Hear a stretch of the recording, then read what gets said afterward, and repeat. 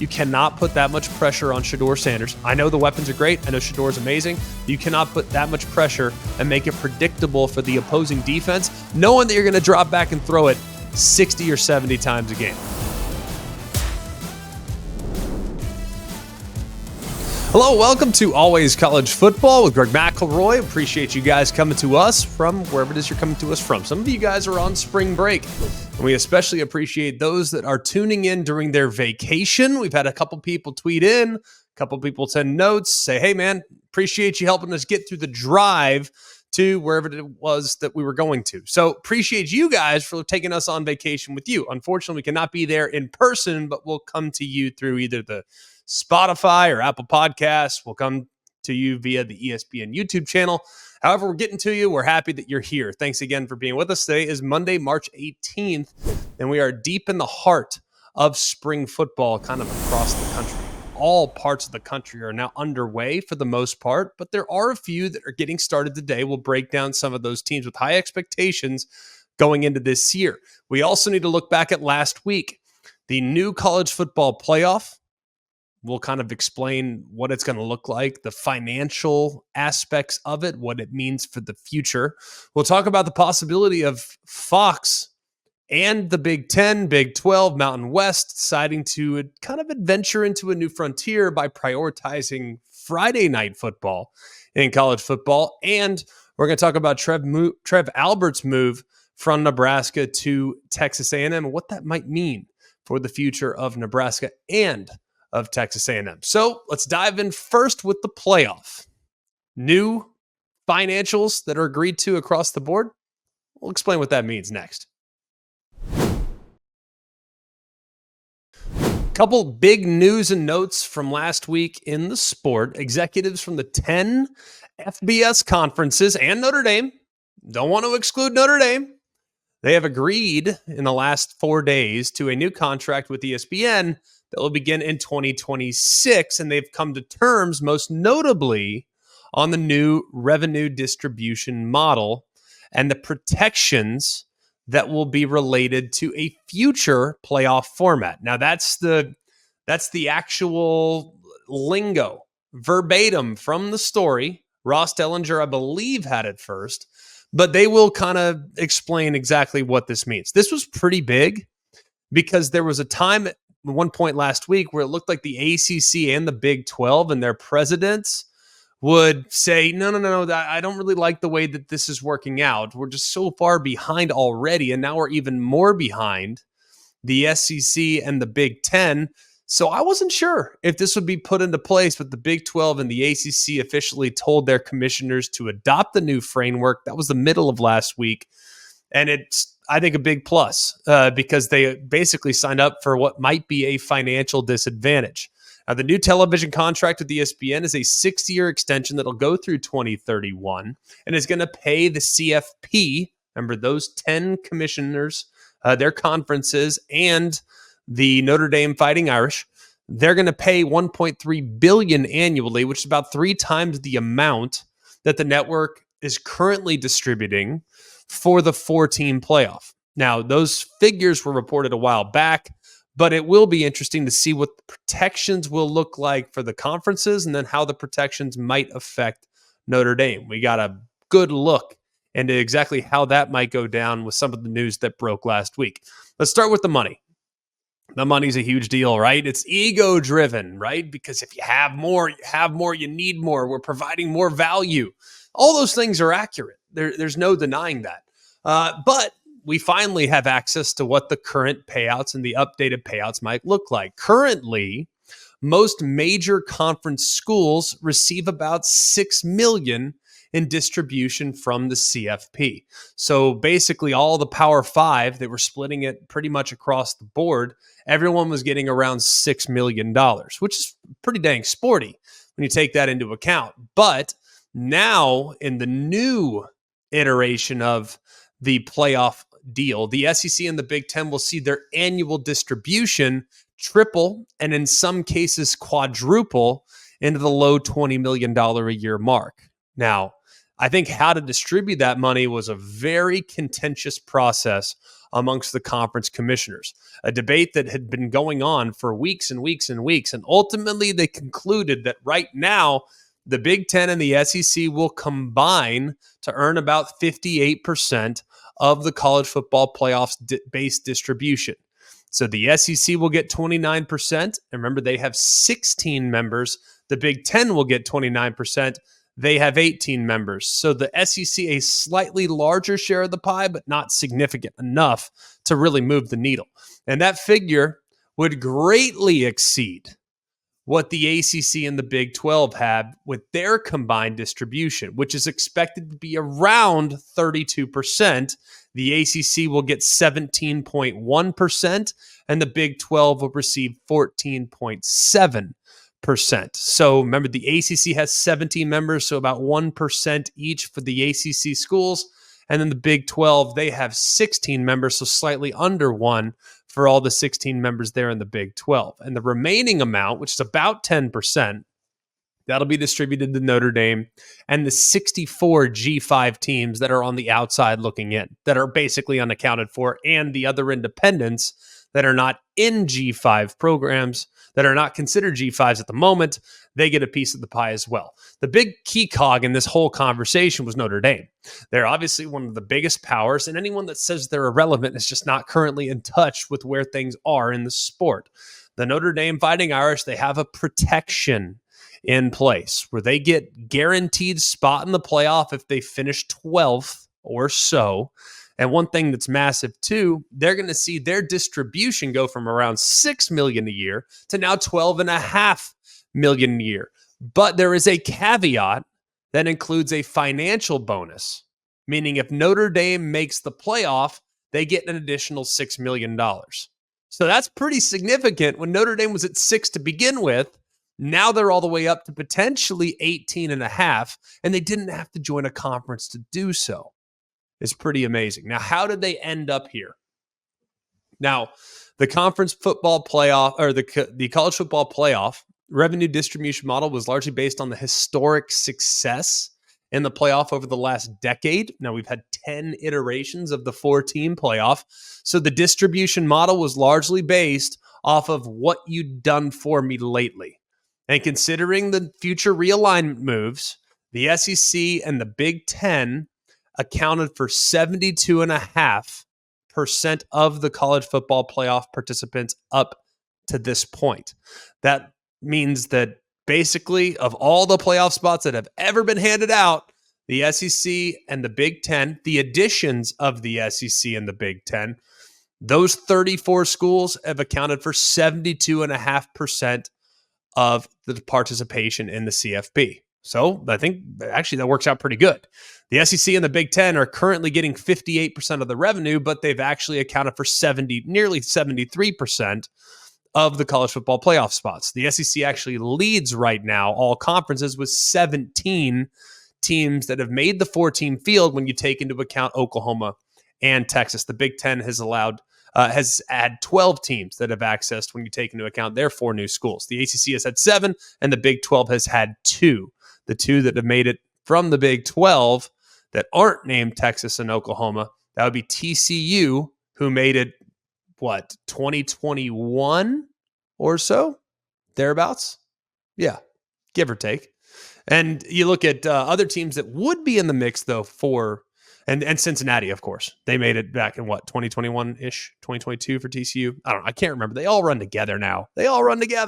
But TCU and Cincinnati be the 2 from the Big 12, in case you were curious.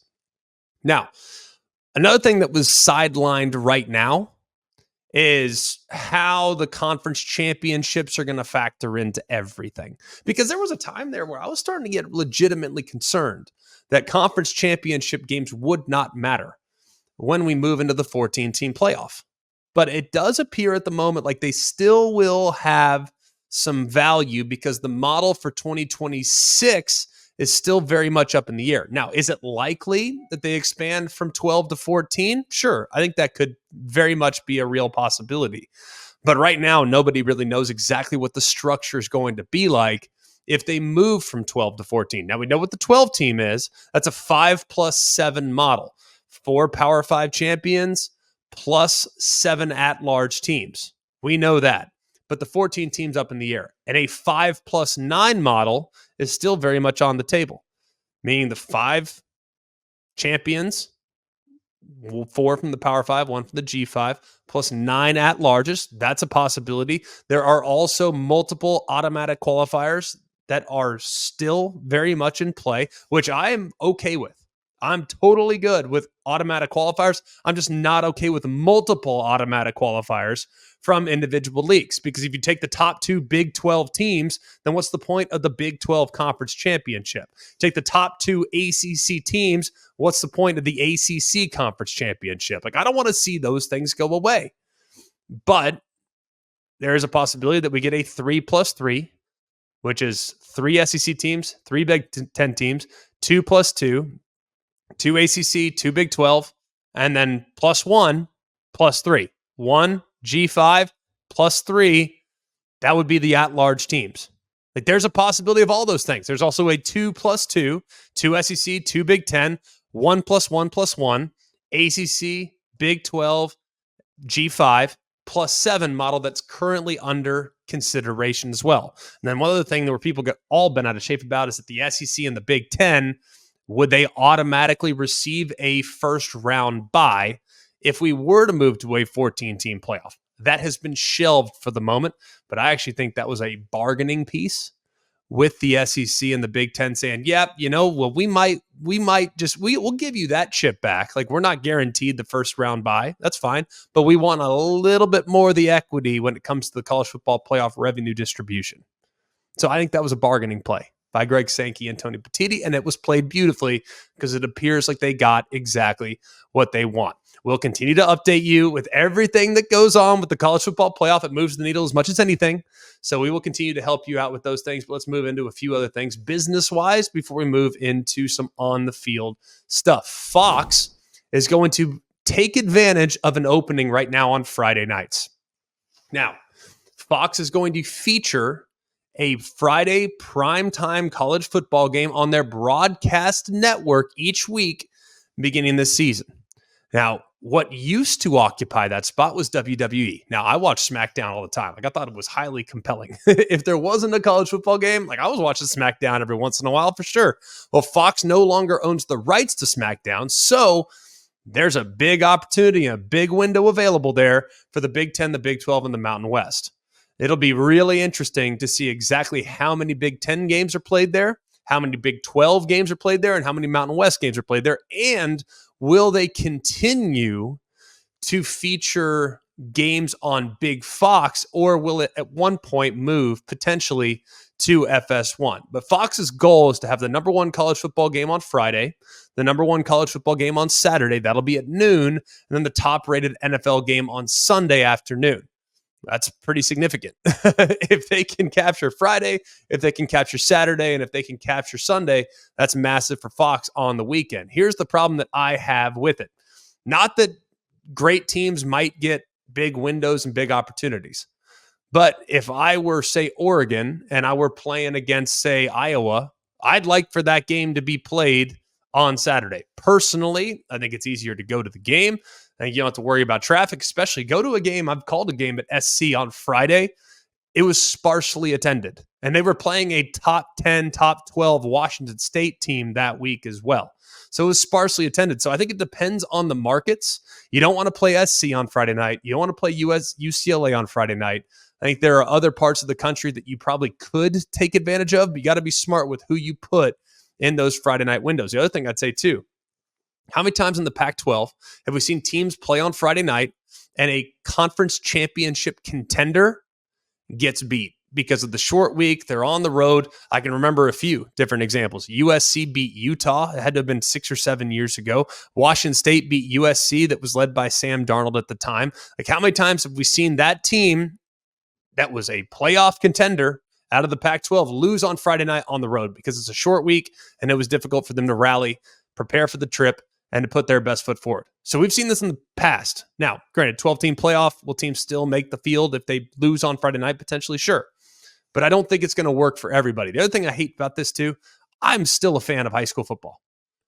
Like, Friday night to me was always made for high school football. Now, back in the day, I'd watch Boise State every week. when I was in the hotel room getting ready to play games on Saturday afternoons.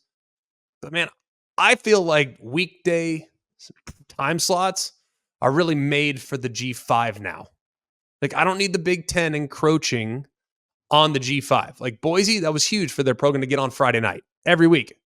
They were there every week, and it was like them or Nevada, led by Colin Kaepernick. Like that was it. Like almost every week there in my college career, towards the end of my college career.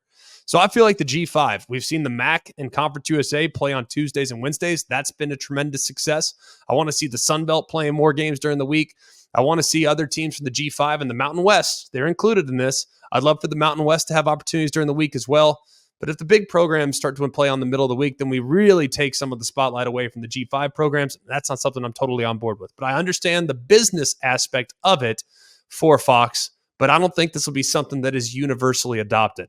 The SEC, the next question is, will the ESPN contingent try to basically compete with Fox on Friday nights by putting an SEC game on Friday night? The answer is absolutely not. I don't envision that happening at all. Will the SEC occasionally play on Thursdays? Sure. But I don't envision, outside of Black Friday, the SEC being a huge player or getting out of their comfort zone by playing their games exclusively in Saturday windows that are now a lot more flexible than they once were. With ESPN having complete exclusivity over everything that is the SEC, they'll have a lot more flexibility with their scheduling, so they won't be tied to be able to put things in certain spots and at certain times. So I think they're going to be just fine. I think the SEC will stay put, but it's going to be interesting to see how Fox works out. And if the numbers are huge for that Friday night game, it could be something that gets maybe a little bit more steam heading into 2025 and beyond. And then the other thing that's coming out of the Big Ten right now, Trev Alberts is leaving Nebraska for Texas A&M. Now, Texas A&M announced the hiring of Trev Alberts on Wednesday, and this is pretty significant because Trev Alberts was a former Butkus Award-winning linebacker at Nebraska. He was the alma mater at his own alma mater for the last 4 years and has served, I think, in the state of Nebraska well. Won even the job prior. He was at Nebraska Omaha for 12 years. So to be able to draw in a guy with this much experience is significant. This is huge for Nebraska. Now, a lot of people will say that he forced out Frost, and I know that there were some people that took issue with how he's kind of handled some things, but Trev Alberts has been kind of a force of stability since he was hired. He went after Matt Rule and got him, was able to put together a ridiculous NIL plan that I think really helped lure Matt Rule to Lincoln, Nebraska. And it was a very tumultuous time in Nebraska when he was able to bring maybe one of the biggest fish of the offseason last year to Lincoln. Now, when you listen to Matt Rule, he said, hey, it's Trev Alberts and Ted Carter. Trev Alberts was the AD, and Ted Carter was the Nebraska system president. Those are the two guys that were vital in his decision to come to Nebraska. Now, Carter ultimately left to take over at Ohio State, and now Alberts is going to be at Texas A&M. So that is something that is of significance when you take all this into account. Ironically enough, Ohio State actually hired Ross Bjork, which led to the opening at Texas A&M, which Trev Alberts now decided to take. And he also did some good things in basketball, too. He decided to back Fred Hoiberg, who won just 24 games in his first 3 years, but his support has allowed Nebraska to now punch through and make the tournament for the first time in 10 years. He also launched an effort to renovate Memorial Stadium, a $450 million project that would replace the south end zone after the 24 season. So there's a lot of great things that Alberts did in Lincoln, but this is huge for A&M. For the Aggies, this is a home run, an absolute home run. Now, it's extremely important that Texas A&M and their leadership, who have a brand new president, that they were able to bring in Trev Alberts from his alma mater. And I'm sure it costs a lot of money. I'm not sure exactly what he's making just yet, but still, he's going to be able to take a lot of the heat off of what Mike Elko is trying to create there.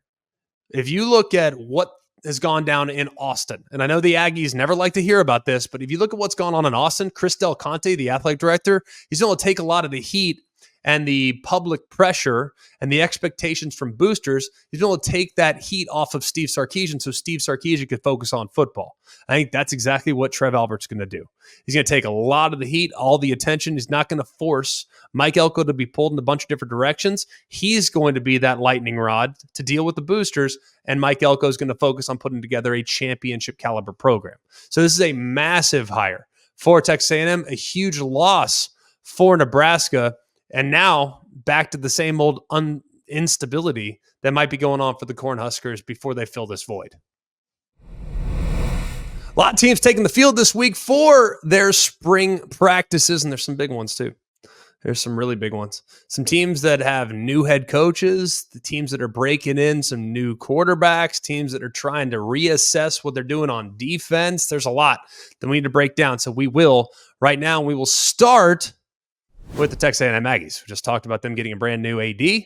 Things are good for the Aggies right now. They got Mike Elko, but the biggest thing they need to do this spring is they do establish their offensive identity under Colin Klein. Now, last year, if you looked at, how things went in the offseason, Jimbo Fisher basically said, yeah, I need to maybe come up to speed a little bit. I'm going to go hire Bobby Petrino. This guy's going to completely do the same thing. Like, he's going to get things going for us offensively.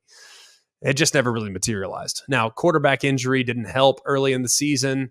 Well, things didn't work out for Jimbo Fisher. In comes Mike Elko, who's a great defensive coordinator, going to provide great stability on the defensive side of the football, but the offensive coordinator hire was imperative for Mike Elko. They go out and they get Kansas State's Colin Klein. Now, Colin Klein, if you want to run the football and just run it right down people's throats, that's what Colin Klein's all about. He did it as a player. He did it with Will Howard, Avery Johnson last year, and he did it, prior to that with Deuce Vaughn and others. But now you look at kind of how this roster was structured, and A&M was built kind of to be a little bit of a pass-happy attack. Now, Connor Wigman's a decent athlete, but he's not a guy with his injury history that you're going to want putting him in harm's way. He's been banged up each of the last 2 years, but it is something that's very important. He's very accurate, makes good decisions. And if you look at some of the high-end talent that they have, it's pretty impressive. When they have the wide receivers that they have and the quality that they have and the depth that they have at running back, for the most part, the offensive line is a group that needs to probably pick up the slack a little bit. They have a lot of high-profile players that were highly recruited, but they've been remarkably inconsistent. They were 89th last year in sacks allowed per game. They were 90th in the best rushing offenses in America. So this spring is going to be really important for them developing and to learn and get comfortable with Colin Klein's offensive acumen, because I think he's a great coach. I really do. I'm just curious to see how his pieces, the XO pieces, the plays, if you will, are going to mix with his personnel, because that's the biggest question I have. And I know he's a great coach. I'm sure he'll figure it out. Let's keep it in the state and go to the Texas Longhorns. The biggest question for Texas this year, it'd be easy for me to say defensive tackle, and I almost did, but I actually look at their defensive line, and I know that Tavondre Sweat won the Outland, big guy Heisman. I know that Byron Murphy is probably going to be picked in the top 20. I think he should be picked higher, I might add. But I look at what they have coming back on the defensive line, and I'm feeling pretty confident. Not that they're going to be quite as disruptive. Maybe they won't have the best defensive line in America, but they'll probably have a top 10 defensive line thereabouts with some of the pieces that return. But I do look at their wide receivers, and there is a part of me that is a little bit concerned. Well, I look at Xavier Worthy, for example, 26 touchdowns in his 3 years, 2,800 receiving yards thereabouts. A.D. Mitchell, the first Texas player to win Big 12 Offensive Newcomer of the Year. His length and how much of a problem he became in the red zone and in big moments. A.D. Mitchell being gone is a massive loss. I also look at Jatavion Sanders and just how important he was in trying to create opportunities. And you know how Sark likes to just draw these plays up in the dirt. Oh, here, I'm going to get my tight end on a screen right here. Like, Sark's amazing. But your plays are only as good as your personnel, and they've had great personnel for the last couple of years. And to be honest with you, I think Jordan Whittington is probably about as underrated as they come. And the guy who's off the charts good. So I do think that it is of concern for Texas to adequately replace some of the pieces that have departed. Now, Jonte Cook, everyone loves Jonte Cook. I love Jonte Cook. I think he's the real deal, and he's probably going to slide right in for Xavier Worthy. You have Matthew Golden, who's transferring over from Houston. He's going to be great probably in the return game. That also was a big part of what Worthy did as well. Matthew Golden's going to probably play a factor in the return game. He can create some speed that gets vertical. I think he'll be fine. I look at the jump ball threat that was the 6'4" Adonai Mitchell. Is Isaiah Bond that guy? Now, he was great at Alabama last year, 48 receptions, 668 yards. I think he was really good and was developing into the number one. But is he ready to now be the guy that replaces Adonai Mitchell? And Silas Bolden, who I think everybody's going to know who that guy is by the end of 2024. He can win deep balls. He's got great speed. Not huge.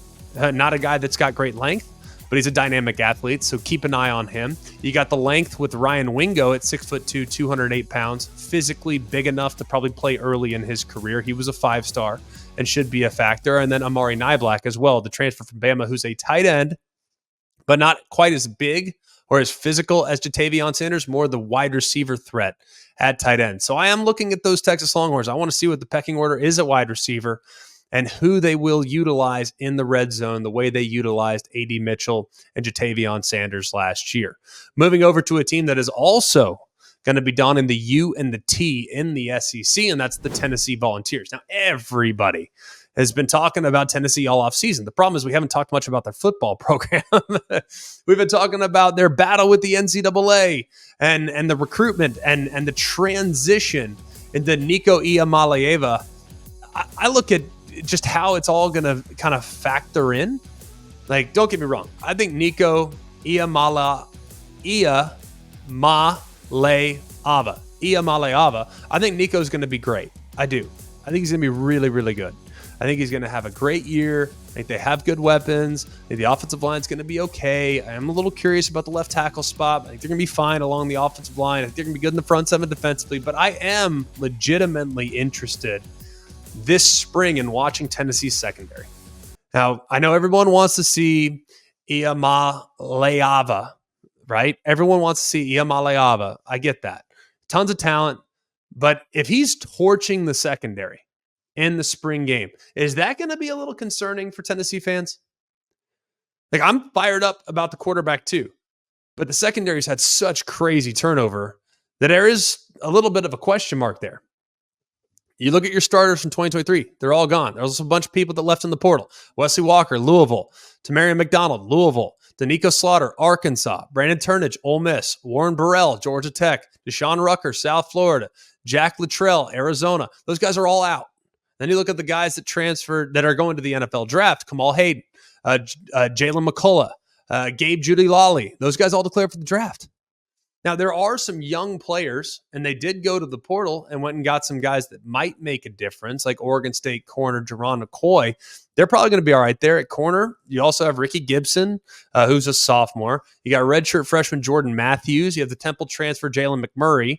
Those guys are kind of the front runners there to see who's going to be the corners. And that's a big question mark for me. At safety, you got Andre Turrentine. That's big.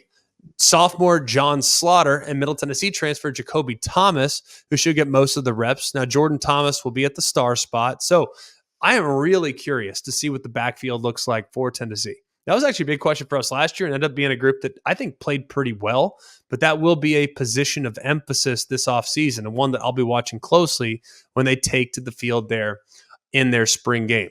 Oklahoma, their issues are also going to be on the defensive side. Now, I think the biggest question for them is, can they improve in the front seven defensively, and can they rush the passer? Those are the questions. Now, everyone wants to talk about Jackson Arnold, number one quarterback in the 2023, number 3 overall prospect, thrust into the starting role at the Alamo Bowl. Lot to like about what we saw in that game. He threw for 340 and 2 touchdowns. I also thought that there were a lot of really coachable moments in the game, but that's to be expected in your first game against what I think is a pretty solid Arizona defense. But now you have a full spring under starter. You got a couple new coordinators in Seth Luttrell and Joe John Finley. And I do think spring will be perfectly fine as they transition into the full-time Jackson Arnold world.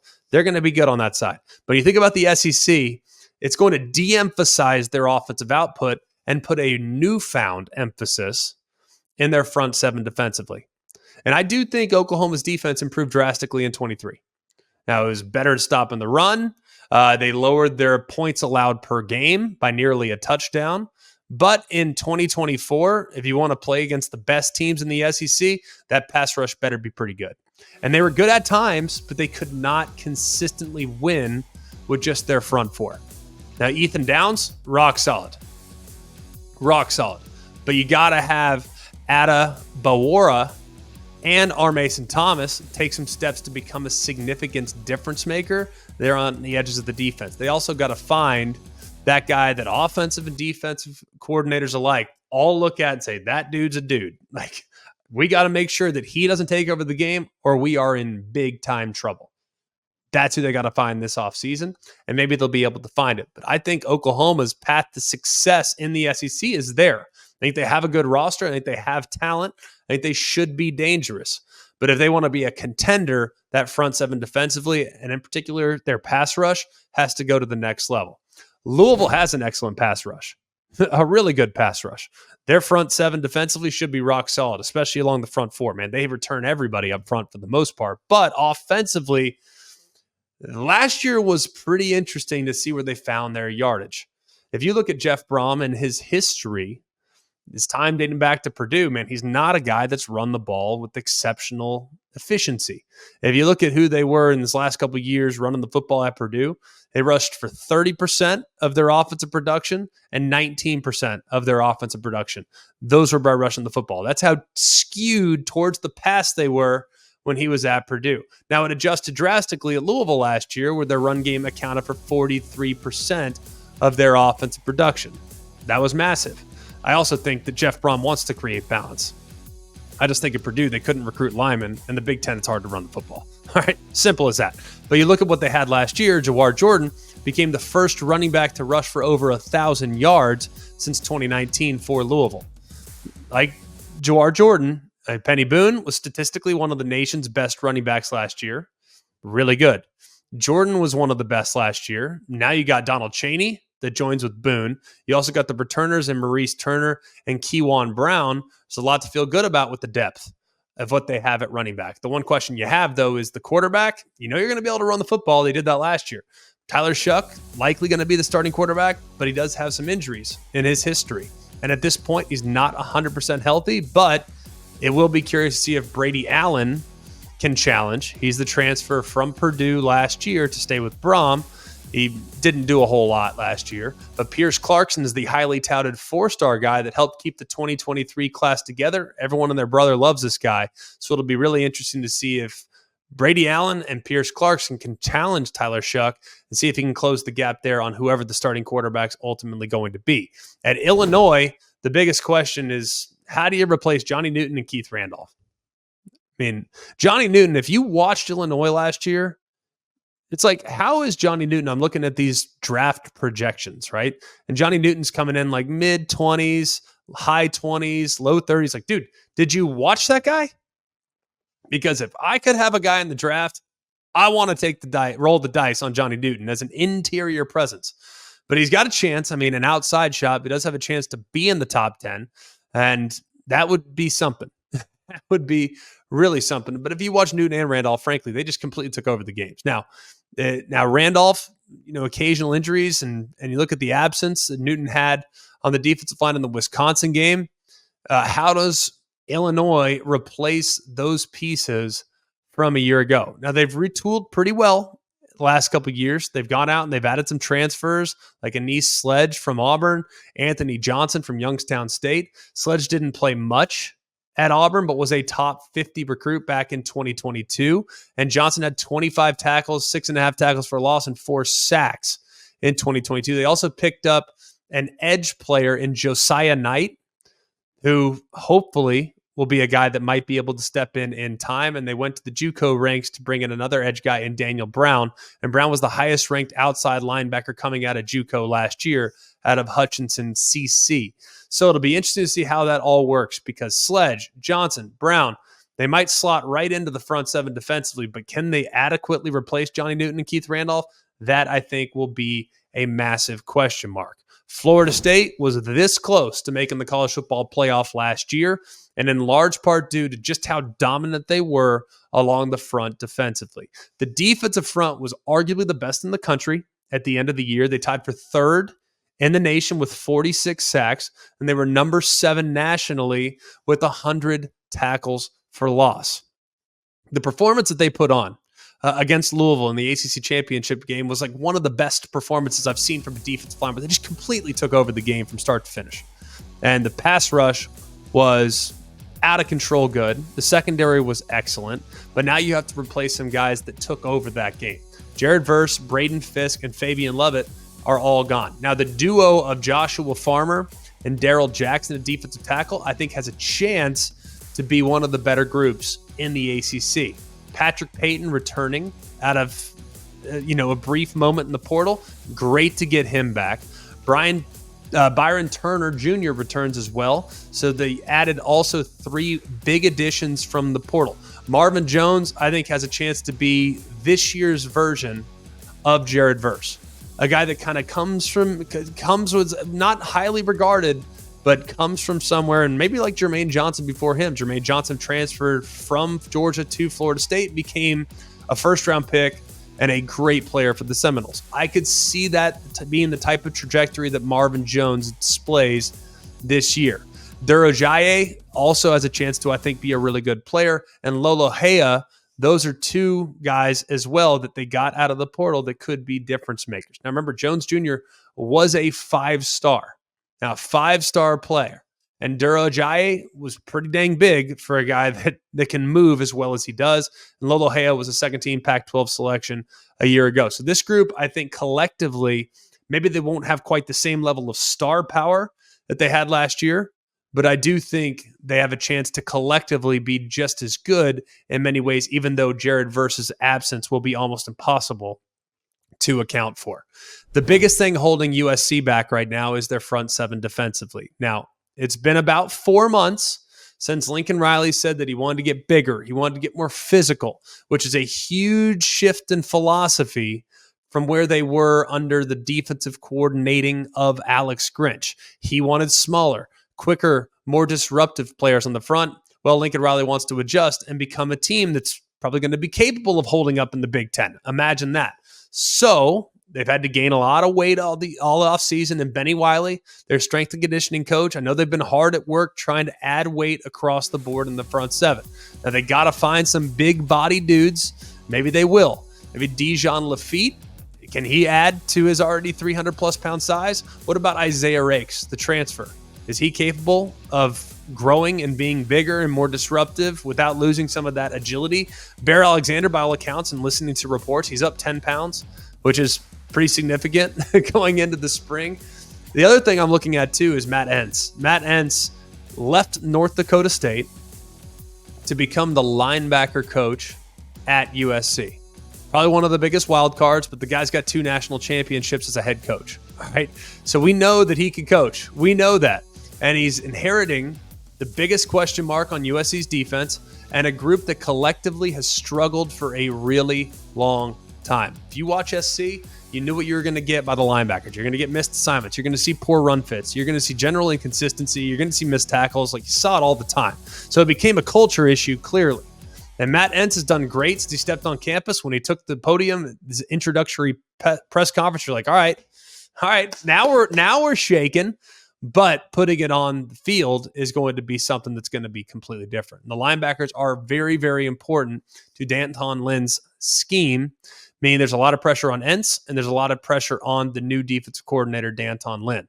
I think he'll be great. I think this should be a lot better, but this is a hard-nosed adjustment going from the league they played into the league that they're going to be seeing. And if you can't stop the run, you're going to be in for a long day against a lot of those teams that they'll see week in and week out in the Big Ten.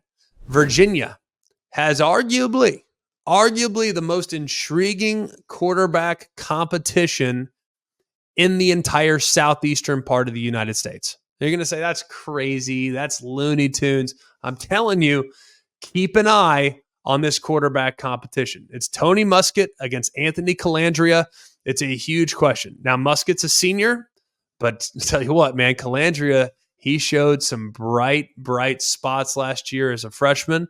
Muskett was a little banged up, and in goes Colandrea, and he was electric. I mean, at times he was electric. Threw for nearly 2,000 yards, completed 63% of his passes and 13 touchdowns. The problem is that he is a little bit of a high-risk, high-reward player. Even though he made some incredible throws, and you look at those big-time throws that he was able to pull off, he also threw a lot of passes that could have easily been intercepted and a lot of plays that could have very easily gone the other direction. So I think that's what they're going to find out. Does Virginia feel like they need the super special playmaking ability of Anthony Colandrea, or do they want to go with the guy whose floor is a little bit higher and Tony Muskett, you're going to have a little bit more predictable productivity? That's going to be a battle that everyone's keeping an eye on. And in the event in which Colandrea is beaten out, will he enter the portal? Because if he does, he is going to be a guy that a lot of people will be going after based on the tape from last year. Hey, he's a freshman, man. You're going to have some boom moments. You're going to have some bust moments.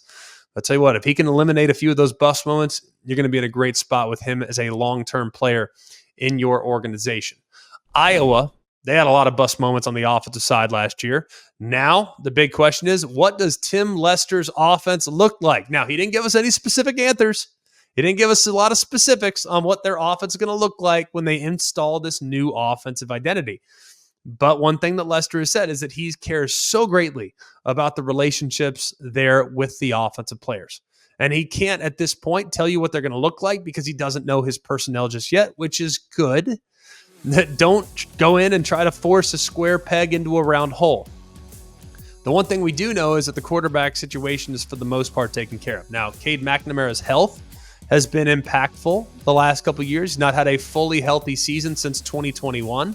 At that point in his career, he completed 64% of his passes and threw 15 touchdowns against just 6 interceptions. So that was pretty good. But if you saw last year, there's not a lot of depth at the position behind McNamara. That based on the performances that they got from the quarterback spot at that point. So Lester's going to need to make sure that he does everything that he can do to keep McNamara upright. The offensive line should be pretty good, especially with the addition of Caden Proctor, who's the only guy that's going to be stepping into a spot that wasn't a starter last year. So it will be interesting. But Iowa, and what does the offense look like behind new offensive coordinator Tim Lester? And then finally, last but not least, we move to the Colorado Buffaloes, who will be taken to the field this week as well. The big question for Colorado, we know they have playmakers. We know that. That's been established. They have playmakers at wide receiver. And they have playmakers in the secondary defensively. But have they improved enough on the line of scrimmage to go from being a flash in the pan to a legitimate player in the new look Big 12? That's a big question. Now, Pat Shurmur is the offensive coordinator, and the offense last year was way too one-dimensional. I mean, way too one-dimensional. Now, he was around last year, but was an offensive analyst, but he became the full-time offensive coordinator about 4 games remaining in the season. And at those 4 weeks, it wasn't great. He led Colorado to an average of just 273 yards per game against 3 of the top 5 scoring defenses in the Pac-12. That was against Arizona, Oregon State, and Utah. So those moments weren't great, but I do think it had something to do with the level of competition that they had to face in those 3 weeks. But the offensive line was historically bad all year long. Shedeur Sanders was constantly under duress, was sacked an FBS high 52 times. An entirely new starting offensive line is projected, but how quickly can they get things together? Spring practice will be massive to figure out who the best 5 are. The other thing they're going to need to figure out is, can Jordan Seaton, a consensus 5-star prospect and the number 1 offensive tackle in the country, can he show enough to prove that he deserves a spot right away as a true freshman? That's a big question. They also went to the portal, added UConn transfer Yakiri Walker, a little undersized at 6'2", 270, but could he slide into the center spot? Or will Tyler Brown, who was ineligible to play all of last year because of the true 2-time transfer rule, will he be able to maybe take over? That'll be interesting as well. And just a couple other things too. They got to be able to run the football better, man. They have to. You cannot put that much pressure on Shedeur Sanders. I know the weapons are great. I know Shedeur is amazing. You cannot put that much pressure and make it predictable for the opposing defense, knowing that you're going to drop back and throw it 60 or 70 times a game. I mean, they just had no balance whatsoever. So they have to take some of the pressure off, because last year they rushed for a Pac-12 worst 827 yards as a team. Now, sack yardage factor in, that's an atrocious number. 68.9 rushing yards per game. That was dead last in the conference. And Shedeur attempted an average of 42 passes per game in the 10 games he started and finished. So find some balance and find some players along both lines of scrimmage this spring if you're the Colorado Buffaloes. Hey, thanks for being with us. We so appreciate those of you that have come to us. If you're on spring break, go ahead and download it. Listen on the beach, listen on the plane, doesn't matter. Anywhere where you get your podcast, we are available. You can also download the show on the ESPN YouTube channel as well. If you have YouTube Premium, you can download the show, watch it offline whenever you want. But those of you that have, hit that thumbs up button. We really appreciate all of you that have come to us this season, and spring ball is continuing to roll along. We have a lot of teams that we still need to break down, a lot of storylines, a lot of question marks, and a lot of things that we got to break down, like quarterback competitions, rosters, schedules, all that stuff is coming. I can promise you that. So for all of us here at Always College Football, for Mark, Jake, Jack, the other Jack, I'm Greg, but the other Jack got engaged, by the way. Happy engagement, other Jack. Very proud of you, pal. Awesome stuff. So for all of us here at Always College Football, we very much appreciate you. And remember, it's always college football. Hey guys, it's Greg McElroy. Thanks for watching Always College Football. Make sure you like, rate, and subscribe to ESPN's YouTube channel and wherever you listen to your podcasts.